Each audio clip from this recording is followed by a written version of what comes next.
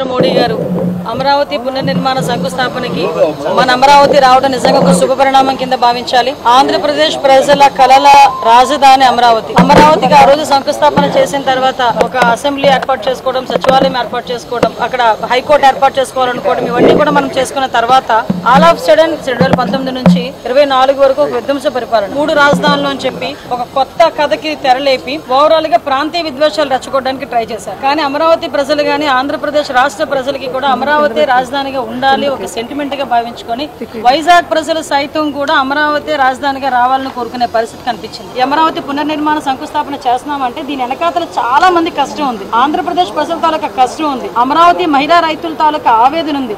అమరావతి మహిళా రైతులు రోడ్డు మీదకి వస్తే పోలీసులు కాలుతో తినని పరిస్థితి కూడా కనిపించింది. జైల్లో పెట్టారు, జుత్తు పట్టుకొని ఈడ్చారు, కడుపు మీద తన్నారు, ఆఖరికి రోడ్ల మీద భోజనం చేశారు. వీళ్ళందరి మీద ఒక్కొక్కరి మీద నిన్న చెప్తా ఉంటే 120 కేసులు 130 కేసులు ఉన్నాయి ఒక్కొక్కరి మీద. మొన్నటి వరకు కూడా గౌరవ చంద్రబాబు నాయుడు గారు చేసిన న్యాయ పోరాటం, మన పవన్ కళ్యాణ్ గారు, అదేవిధంగా నారా లోకేష్ గారు, వీళ్ళందరూ కూడా కంకణం కట్టుకుని ఎట్టి పరిస్థితుల్లో ఆంధ్రప్రదేశ్ కి అమరావతి రాజధానిగా ఉండాలని చెప్పి కేంద్ర ప్రభుత్వం కూడా సహకరించడం నిజంగా చాలా శుభ పరిణామం కింద భావించాలి. నరేంద్ర మోడీ గారు ఈ రోజు అమరావతి పునర్నిర్మాణ శంకుస్థాపనకి ఇక్కడికి రావడం ఆంధ్రప్రదేశ్ ప్రజలందరూ కూడా పండగ వాతావరణంలో జరుపుకోవడానికి సిద్ధంగా ఉన్నారు. అందరూ కూడా నలుమూల నుంచి రావడానికి సిద్ధంగా ఉన్నారు. దానికి సంబంధించిన ఏర్పాట్లు ఎలా ఉన్నాయని ఈ రోజు చూడడానికి రావడం జరిగింది. ఓవరాల్ గా రాష్ట్రం అన్ని మూల నుంచి వచ్చిన ప్రజలందరికీ కూడా ఎక్కడ ఎటువంటి ఇబ్బంది లేకుండా, ట్రాఫిక్ ఇబ్బందులు లేకుండా అన్ని సౌకర్యాలు కలగజేసి ఈ రోజు గవర్నమెంట్ కూడా ఈ రోజు సిద్ధంగా ఉన్నాం. మే 2వ తారీఖున జరగబోయే అమరావతి పునర్నిర్మాణ శంకుస్థాపన అనేది అంగరంగ వైభవంగా జరుగుతుంది.